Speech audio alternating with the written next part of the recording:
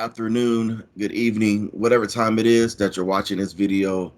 We welcome you. Today I have Dr. Thompson from Prairie View A&M University, who is the Director of Alternative Teacher Certification Program, and she's also an adjunct professor in the College of Education.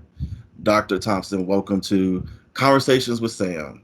Thank you. Thank you. Glad to be here. I am so happy to have you here.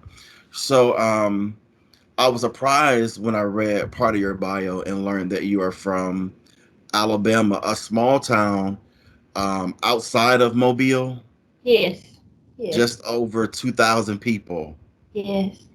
Tell me about that. Well, it was an interesting way to grow up. We lived in a town that's predominantly white. Um, Most of the African American people were just work. They worked the shrimp industry. So of course we didn't have a lot of professional black people. But for the most part, growing up, I didn't notice a lot of things that Hmm. when I became an adult, I noticed. So it was a good education, a good living. I was raised by my grandmother, my paternal grandmother. My father has schizophrenia, and he actually was diagnosed when my 17-year-old mother was pregnant. And so when I was born, she realized that wasn't something that she was willing or could do. And so my grandmother took on that responsibility. So she had a baby and a sick son, and she was in her late 50s or so. And she worked in the seafood factories. And so she put me first, definitely. And her daughters and sons, they helped. And I tell you, I'm in so many family photos. You couldn't believe, you know. My aunts and uncles, they really did. They helped as much as they could, and it was good growing up. So when I was a high school athlete, I was pretty good. Hmm. And so my senior year, I was recruited to play volleyball at the University of Texas at El Paso. And Okay, that's how I got out. awesome, awesome. So your story is a true example of it takes a village. Looking back at your story, I'm wondering, what is your perspective of, I guess, motherhood today? Well, first, let me say how my story reflected my being a mom because I have two children. My daughter is 23. She is at Texas Women's now working on her PhD. My son is 25. He has a master's degree and he works in the trucking industry like his dad. Everybody in our family has a degree. Hmm. I made that a goal, and so our kids, it was only going to major in college. It was Hmm. never a question of whether or not you're going to college. It's just which one are you going to.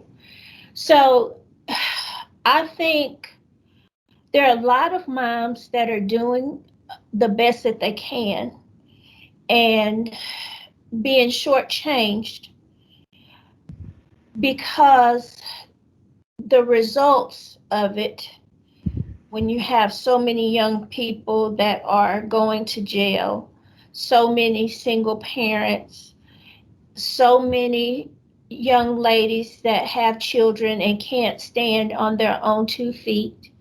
Hmm. Now that's being shortchanged. But a lot of young ladies are shortchanging themselves Hmm. they're not believing that they can achieve. So I think the dynamic is you have three sets. You have the mothers that shortchange themselves. You have the mothers that the world is shortchanging. And then you have those of us who are doing the best we can and have a lot of good luck. Hmm. Because my child could have gotten pregnant too. I'm not saying that my parenting was the best, that I did everything right, but I did the best I could and God blessed it. So those three dynamics and growing up in church has a lot to do with it, but also meeting different people. I have so many students on campus and they call me mom Hmm. because I'm going to tell you what I feel and what I believe. And I'm going to tell you that shirt, that little skirt is too short. Wear Hmm. that at the club, not to class. I'm going to give it to you the way it is. And we need more moms, real moms. Hmm. You know, I really feel that now is the time that young women, not just because my sorority sister, Kamala Harris, is the vice president elect. Yes, Yeah, congratulations to you guys. thank you. But because this is a time where, oh my gosh, we are thriving. Some of us are thriving, and if you take advantage of it, you can thrive too. Hmm. HBCUs are the place to be. It's the place to be. My children, my daughter graduated from Texas Tech, and my son graduated from Houston Baptist. So Hmm. I don't know that they be able to thrive at an HBCU, but I love my HBCU. The experience is like no other. We Hmm. learn about each other. Um, we get to share experiences. I tell you, in some classes, we walk in and nobody's really feeling it. So we just talk. We talk about it. And you're not going to get that at a PWI. You Hmm. won't. They don't know how to respond, you know? So I do believe that it's a time of healing for us, and it's a opportunity that we can actually thrive and strive and do much better than we've been doing. I totally agree. I think I went to a PWI and also went to several HBCUs, and the type of not only the education but the holistic view or my experience from the PWI to the HBCU was totally different. I wasn't really invested in my classes at the Right. PWI, but when I came to HBCU, I had a professor who stayed on me, and it was like what I needed in that moment and in that time Mhm. to stay on track. I needed someone to say, "Mr. Johnson, where's your homework? Right. Mr. Johnson, I didn't get this from you." Mhm. Because then it made me say, well, I definitely don't want to hear my name called in class. So I made sure I did what I was supposed to do. And I think for, everyone does not need that.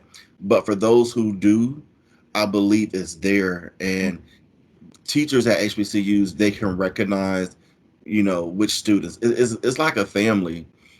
Just how, like you said, the students call you mom. How did you get involved, or how did you become the director of the alternative teacher certification program? Well, I um, first started teaching at Louisiana Tech, Mm-hmm. and I was there for 1 year.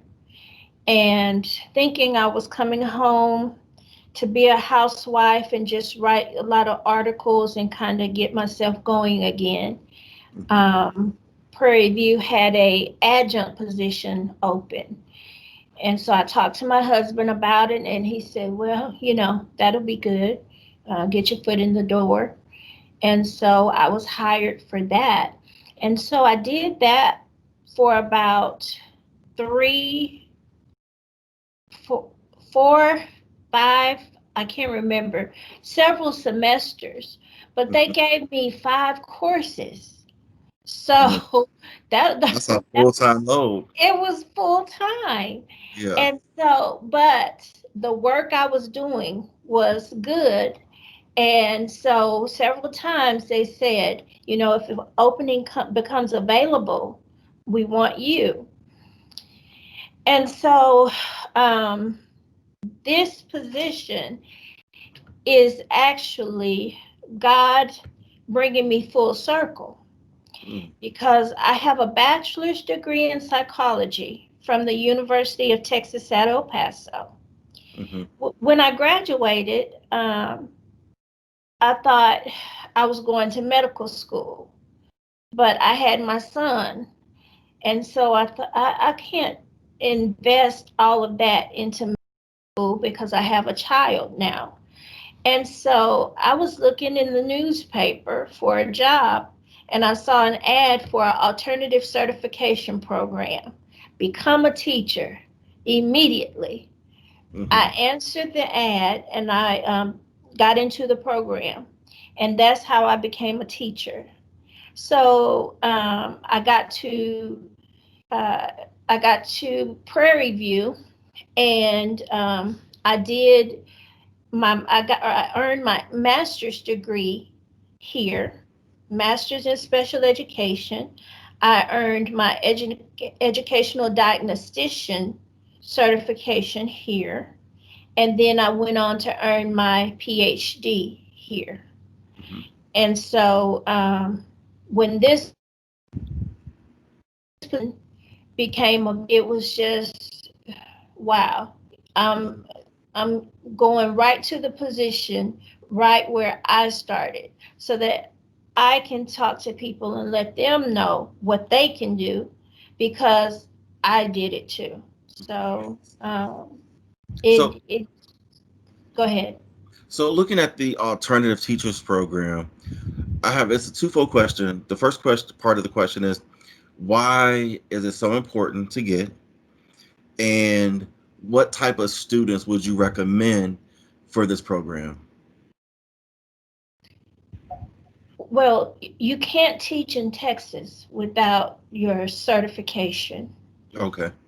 So you have to have a certificate.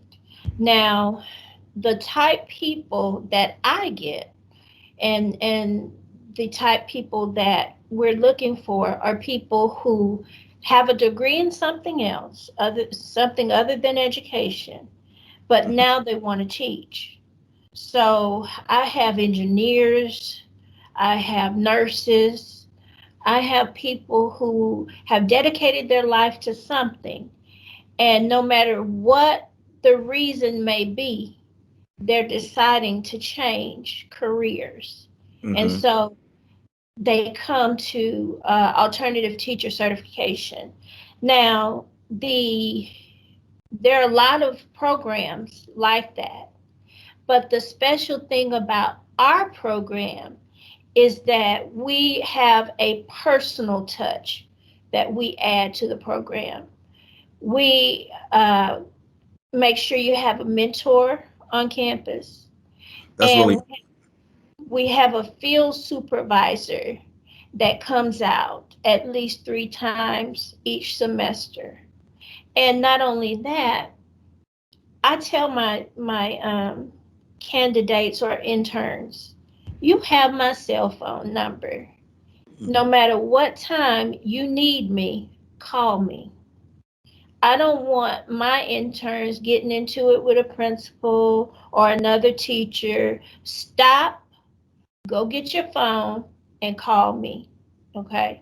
Because I want their first year's experience to be one of their best experiences. I had an amazing certification coordinator. I had an amazing mentor, and I think that's why turned out to be a pretty good teacher. I don't know that I'm good, but the students, they say I am. I have students that come back to me years and years down the line.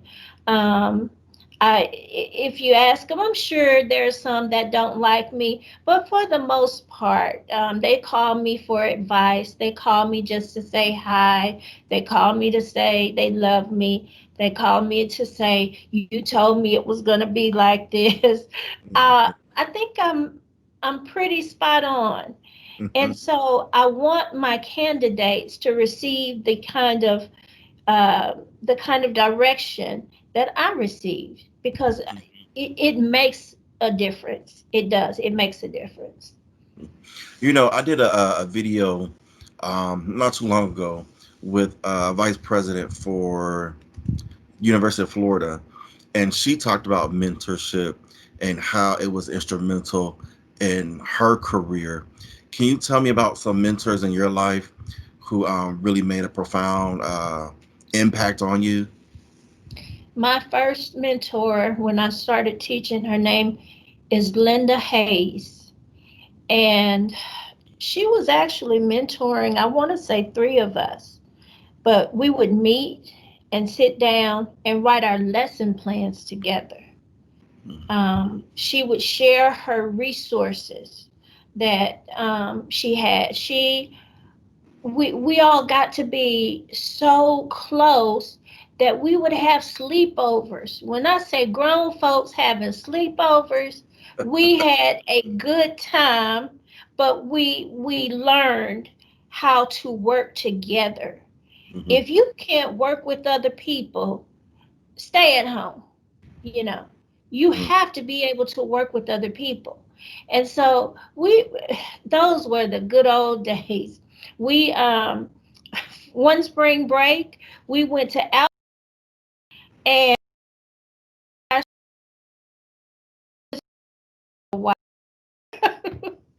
we just enjoyed each other.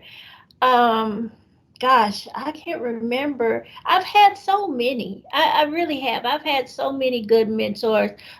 Dr. Booker here at the College of Ed. um, Sonia Boone here at Prairie View. um, I like the I like a little bit of something from each of them, Hmm. that I might take a little bit here. And Beverly Roberts, I'll take a little bit from her, and I'll put it together and mix it up. And that's how I was made, you know. Hmm. So I'm guessing if someone is looking at wanting to be a teacher, someone might say, I have to go back to school to get a teaching degree. And then they find out through, research and being on the computer, there's an alternative teaching program. So what would be, I guess, the deciding factor to do an alternative teaching program instead of just going back and getting that degree in teaching? That's kind of useless. I want to say it's time consuming for no reason, Hmm. because if you have a degree already, you have core subjects, so you wouldn't need to do that again. And I don't even think they would allow you to do it twice, maybe unless you need to repeat for bad grades or grade replacement. But the reason you would choose an alternative program is if you have a degree, we say that you're an expert in whatever you have the degree in. Okay, so usually what we have is someone with a political science degree, and then they want to teach history. So we know you know about history, Hmm. but you don't know how to teach it. So, what you're going to come to the alternative program to learn how to teach it. We have the engineers. My engineer knows math. Okay. Hmm. So, what she's coming to me to do is to learn how to teach the math. So the program is basically focused on teaching and learning how to teach. Okay? So the first part, your degree, is what you already know. You have that. But we have to pick up the slack to teach you how to teach it. And that's such a great point. I would not be able to just say to a student with a liberal arts degree who wants to teach biochemistry, you need to do some studying and some work, and you're going to have to take a test, a pre-test, that says you're able to do that. Mm-hmm. But what a person would teach is something with that within the liberal arts realm, and teach that, and then move forward. So it's not like you can just jump in and teach anything. You Mm-hmm. really need to choose something that you have some expertise in, and then I'll help you from there to Mm-hmm. teach, okay, and learn to teach. So the program, does it have classes that you have, like credit course classes that you Yes, take? Okay. yes. We have six right now.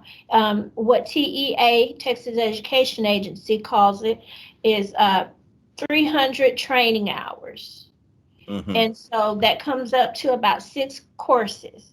But the good thing about alternative is we already know that you have a degree, and we assume that you've been probably taking care of yourself.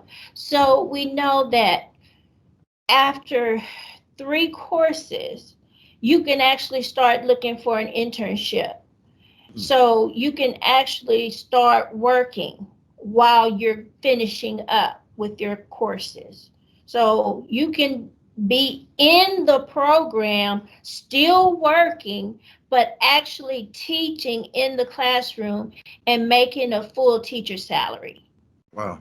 How much do how much does the certification, or not how much, but how do your students normally pay for the program? Well, it's according. If you're doing certification only, you're going to have to pay out of pocket for tuition and books.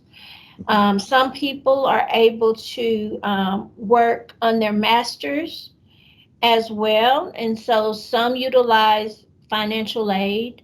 Mm-hmm. Um, and then the $3,200 for the program, that isn't paid until you start working.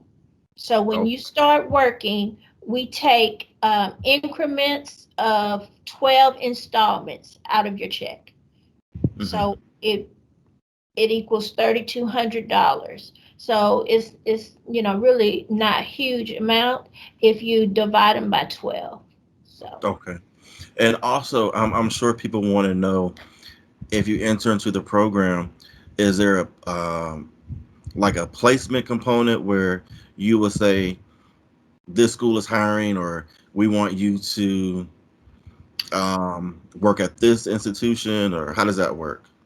I have we don't have a placement component, but I received so many calls from principals, and so many calls from human resources, that thank God I am able to pass that information off.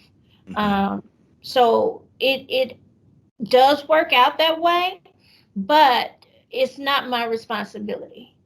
So Mm-hmm. you because a lot of people want to work in their neighborhood, so they Mm-hmm. don't have to drive so far, or they want to go to where their husband works, so they can work at the same place, or drive to work together. Various reasons. So the placement, if we made that choice, those would be their responses. Mm-hmm. But I do, when I have information, I let them know, and I've sent people on. many interviews. What last semester, we really have been blessed because once you're a PV Panther, you remain a PV Panther. We have had so much love from our former students. And when they get into those positions, they call back and they say, do you have anyone? And I am so thankful for that. I am so very thankful for that. Thank you. So, my next question is it talks about you personally. With everything that got you to the point where you're at right now, if you could go back and tell your younger self anything in the world, what age would you choose and what would you tell yourself? I would I would have started working on my graduate degrees immediately after my bachelor's degree. Mm-hmm. I took it took 12 years, and I should have had that done because my son was an amazing football player. And on Friday nights, I was here working with Dr. Tanner on work. And I'll never forget, my husband called. And so I walked out of class. My son ran a 97-yard touchdown. And I, Wow. so I missed a lot of mommy, Mm-hmm. because they grow up so fast. So that's the main thing that I really miss. I missed a lot of mom things. Now Mm-hmm. I got to enjoy a lot, but I missed a lot. So I would ask myself or tell myself, keep moving, keep going to school, Mm-hmm. and that way, because going to school was stressful. I was a mom, I was a wife, I was a diagnostician, and it was tough. Mm-hmm. So I would just make those sacrifices beforehand as opposed to on the back end. Okay. So some of the people who's watching this video may not have that parental guidance or maybe have someone who may like a parent who has the knowledge that you have or someone who might be educated has. So a person who is looking at starting a family or getting married, but they're maybe they're just finishing their bachelor's degree. What advice would you tell that person? Well, I really um I'm pro family. My son is 25. His girlfriend is 26. She just graduated from law school. He has a master's degree. I want them married. So, Hmm. so I may not be the one to answer, Hmm. but I don't like this. But uh, they think that they're living together. I don't like that. So, I would ask them, what is your end goal? Uh, Hmm. and how are you budgeting your money? And what will you be doing this time next year? Hmm. People That's a talk about 5 years down the road. No, this time next year, you have to plan. hmm And if you feel that you're doing well, you're making an educated guess, um, then go for it. My husband and I got married. I was 19, about to turn 20, and he was 21. He had just turned 21. So I really can't say that I would be against starting a family young, Mm-hmm. because so many, instead of being together and starting a family, they live together, have kids. It's easy to walk away, you know. Mm-hmm. But if you're married, you tend to stick together and try to make it work more. So I just say, map it out, put it on paper, type it up, make an agreement, because a lot of times you get married. My husband and I got married, and I didn't even know he was Church of Christ. Mm-hmm. But my Baptist grandmother always said, "Follow your husband." So Mm-hmm. now I'm Church of Christ. So, Mm-hmm. so you know what I mean? Yeah. There are a lot of decisions you have to make and visit. So I'm a little more relaxed in my parenting was than I was parented by my grandmother older. Mm-hmm. I couldn't go out. I couldn't attend certain things. I couldn't go to certain people's homes. It was like, my goodness, what can I do? You Mm-hmm. know. So I'm a better parent in that way. Mm-hmm. And my kids did fine. So young people, just be safe. Be safe, and don't try to have a baby by everybody. Mm-hmm. Everyone isn't worth parenthood. Remember that. Everyone isn't worth parenthood. Parenthood is like a reward and award, but it's not for everybody. Mm-hmm. Right now, we're dealing with a pandemic, and we are seriously hurting educationally. But we've had pandemics before. We have a pandemic of African American males in prison. That's a pandemic. We Mm-hmm. have a pandemic of single African American women raising one or more children. That's a pandemic. We also have a pandemic of lack of education in our community. That's a pandemic. This pandemic is exposing all of the others. Mm-hmm.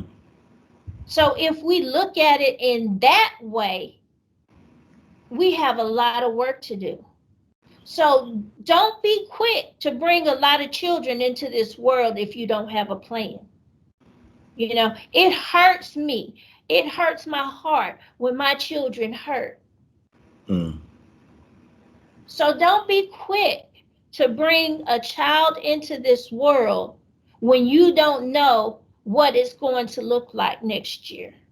Mm-hmm. You know, I'm not saying live on fear, because we're not taught that, but I am saying live by common sense and understand the consequences.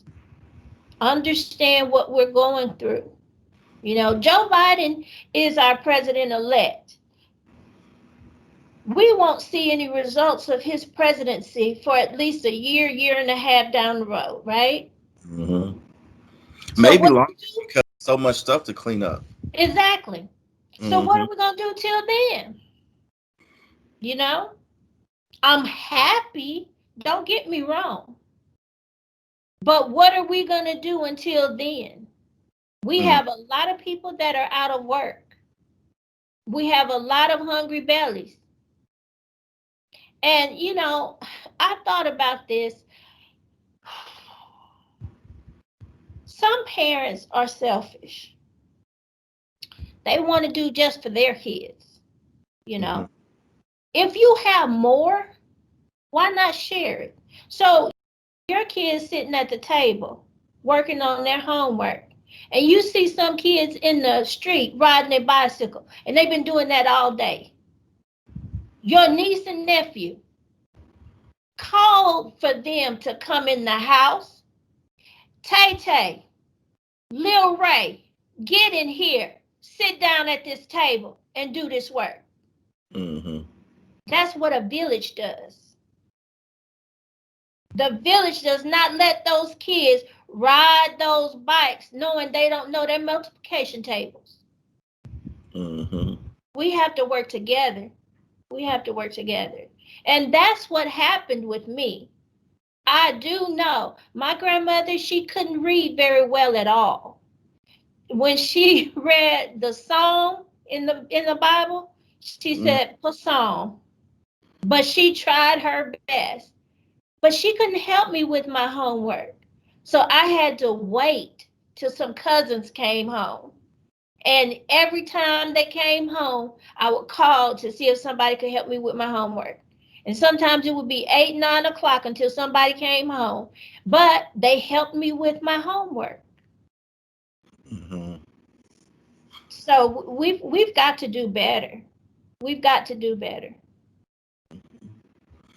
Well, Dr. Thompson, I just want to thank you for sharing your thoughts and a little bit about yourself and what you do with the viewers today. If someone wants to get in contact with you, how would they do that? Please contact me at CATHOMPSON Thompson at pvamu.edu, and my number is 936-261-3418. And do not hesitate to call me. I thank you for inviting me to your show. It was intriguing. You're very welcome. In these conversations, I really just want to be able to spread, light on different topics and subjects, as well as, help people just be a better version of themselves, and whatever that looks like in their life. I believe what you do is positive and great. I think that um, you what you do is you offer people careers, you know, Yes, we do. and and I don't want to say an easier route, but a better route to teach and to make sure they have a steady income and just to be able to take care of themselves and their families. So, Yes. a lot of people, especially in this pandemic, like you said earlier, are looking for Mhm. something different to do because they're out of work. Feeding them in a positive way, I encourage you to reach out to Dr. Thompson. Yes. Please. Please. I'll be here waiting. All right. Take care, guys. We'll see you in the next video. Remember, my videos are posted every Thursday. I try to get them out by noon, but sometimes I have technical difficulties, so they always don't get out at noon. But my goal is every Thursday, a new video at noon. Take care, guys. Thank you.